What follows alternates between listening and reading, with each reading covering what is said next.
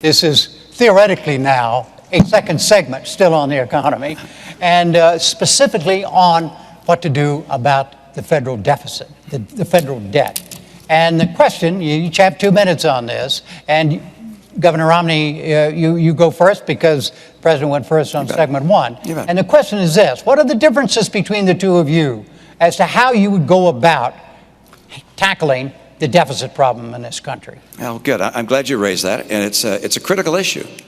I think it's not just an economic issue. I think it's a moral issue. I think it's frankly not moral for my generation to keep spending massively more than we take in, knowing those burdens are going to be passed on to the next generation.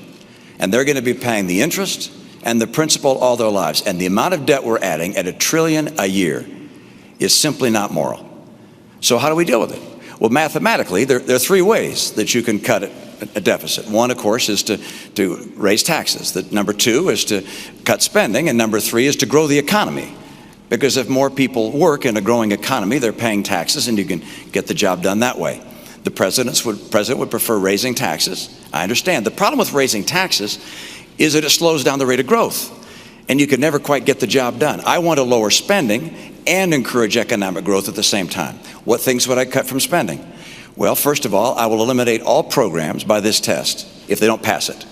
Is the program so critical it's worth borrowing money from China to pay for it? And if not, I'll get rid of it. Obamacare is on my list. I apologize, Mr. President. I use that term with all respect, by the way. Good. Okay, good. So I'll get rid of that. I'm sorry, Jim. I'm going to stop the subsidy to PBS. I'm going to stop other things. I like PBS. I love Big Bird. I actually like you too. But I'm not going to keep on spending money on things to borrow money from China to pay for. So that's number one.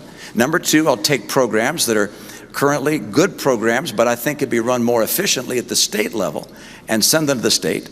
Number three, I'll make government more efficient. I'm going to cut back the number of employees, combine some agencies and departments. My cutbacks will be done through attrition, by the way. This is the approach we have to take to get America to a balanced budget. The president said he'd cut the deficit in half. Unfortunately, he doubled it. $1 trillion deficits for the last 4 years. The president's put in place as much public debt, almost as much debt held by the public as all prior presidents combined. Mr. President, 2 minutes. When I walked into the Oval Office, I had more than $1 trillion deficit greeting me. And we know where it came from. 2 wars that were paid for on a credit card, 2 tax cuts that were not paid for, and a whole bunch of programs that were not paid for, and then a massive economic crisis. And despite that, what we've said is, yes, we had to take some initial emergency measures to make sure we didn't slip into a Great Depression. But what we've also said is, let's make sure that we are cutting out those things that are not helping us grow. So 77 government programs, everything from aircrafts that the Air Force had ordered but weren't working very well, 18 government programs for education that were well-intentioned but weren't helping kids learn.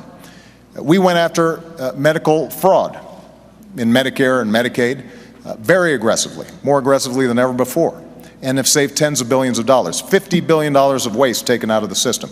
And I worked with Democrats and Republicans to cut $1 trillion out of our discretionary domestic budget. That's the largest cut in the discretionary domestic budget since Dwight Eisenhower.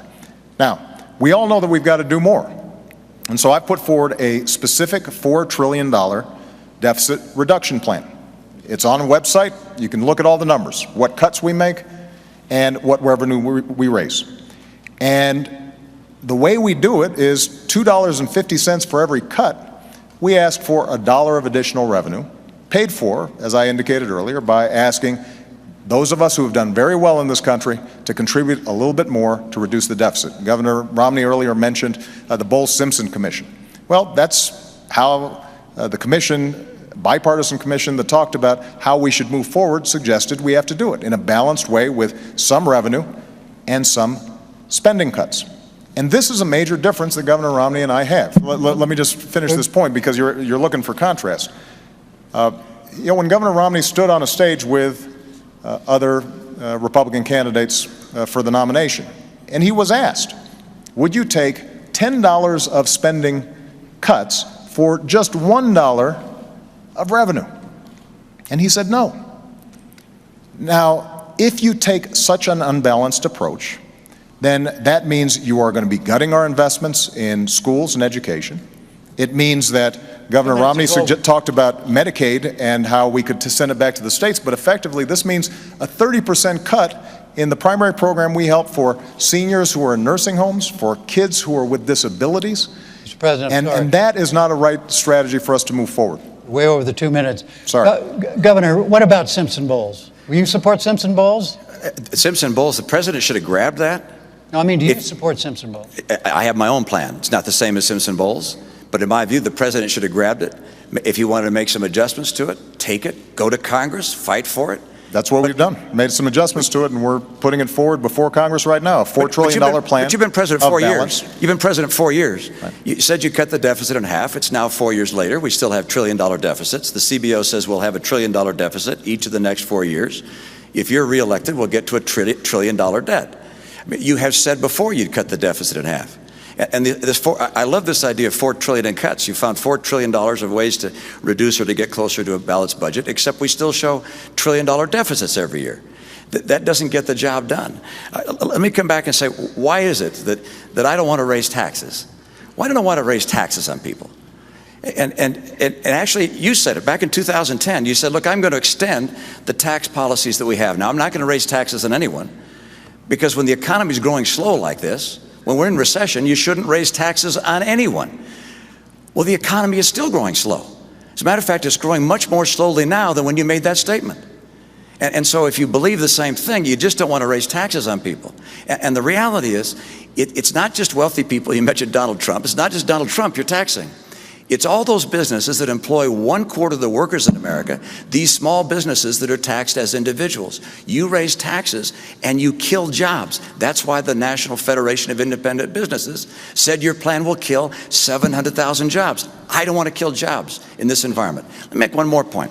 Let's let him answer the taxes thing for a moment. Okay. Mr. President. Well, we've had this discussion before. About the idea that in order to reduce the deficit, right, there has to be revenue in addition to cuts. There has to be revenue in addition to cuts. Now, Governor Romney has ruled out revenue. He's ruled out revenue. Absolutely. Completely. Okay, so look, the revenue I get is by more people working, getting higher pay, paying more taxes. That's how we get growth and how we balance the budget. Right. But the idea of taxing people more, putting more people out of work, you'll never get there. You never balance the budget by raising taxes. Spain spends 42% of their total economy on government. Okay. We're now spending 42% of our economy on government. I don't want to go down the path to Spain. I want to go down the path of growth that puts Americans to work with more money coming in because they're working. Yeah. But Mr. President, you're saying in order to get the job done, it's got to be balanced. If we're serious, we've got to take a balanced, responsible approach. And by the way, this is not just when it comes to individual taxes. Let's talk about corporate taxes. Now, I've identified areas where we can right away make a change that I believe would actually help the economy. The oil industry gets $4 billion a year in corporate welfare. Basically, they get deductions that those small businesses that Governor Romney refers to, they don't get. Now, does anybody think that ExxonMobil needs some extra money when they're making money every time you go to the pump? Why wouldn't we want to eliminate that? Why wouldn't we eliminate tax breaks for corporate jets? My attitude is if you got a corporate jet, you can probably afford to pay full freight, not get a special break for it. When it comes to corporate taxes, Governor Romney has said he wants to, in a revenue-neutral way, close loopholes, deductions. He hasn't identified which ones they are, but thereby bring down the corporate rate. Well, I want to do the same thing, but I've actually identified how we can do that. And part of the way to do it is to not give tax breaks to companies that are shipping jobs overseas. Right now, you can actually take a deduction for moving a plant overseas. I think most Americans would say that doesn't make sense, and all that raises revenue. And so if we take a balanced approach, what that then allows us to do is also to help young people, the way we already have during my administration, make sure that they can afford to go to college. It means that the teacher that I met in Las Vegas, a wonderful young lady, who describes to me she's got 42 kids in her class. The first 2 weeks, she's got them, some of them sitting on the floor until finally they get reassigned. They're using textbooks that are 10 years old.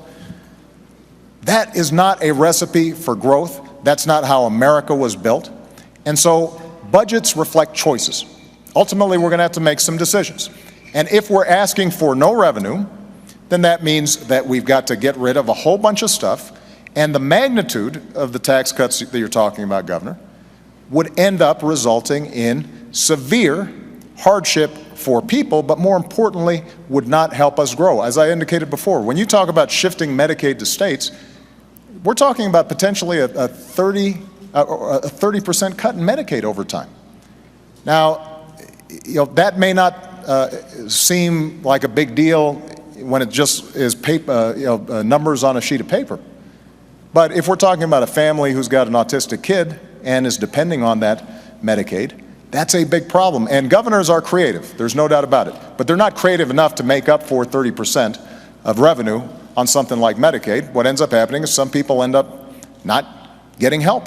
Jim, we've gone on a lot of topics there, and so it's going to take a minute to go from Medicaid to schools to oil to tax breaks and companies going overseas. So let's go through them one by one.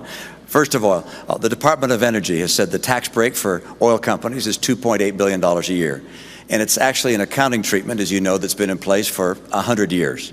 Now, it's time to end it. And in 1 year, you provided $90 billion in breaks to the green energy world.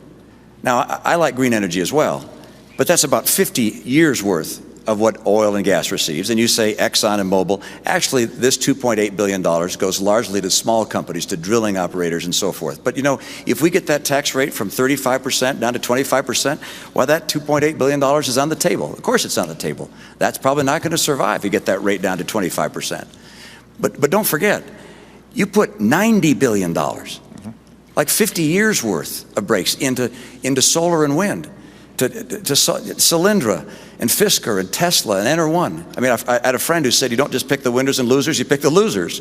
All right. So this is not the kind of policy you want to have. You want to get America energy secure. The second topic, which is you said you get a deduction for taking a plant overseas. Look, I've been in business for 25 years. I have no idea what you're talking about.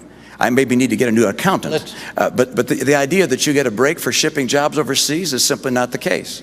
What we do have right now is a setting where I'd like to bring money from overseas back to this country.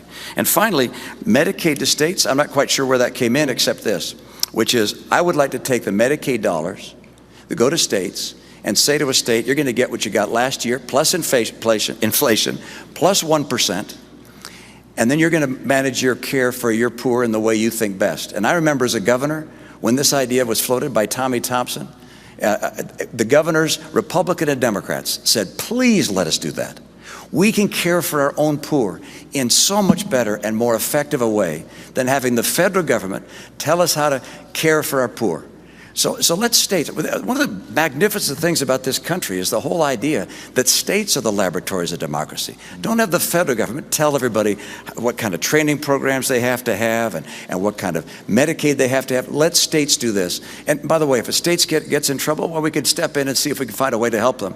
But the right approach is one which relies on the brilliance of our people and states, not the federal government.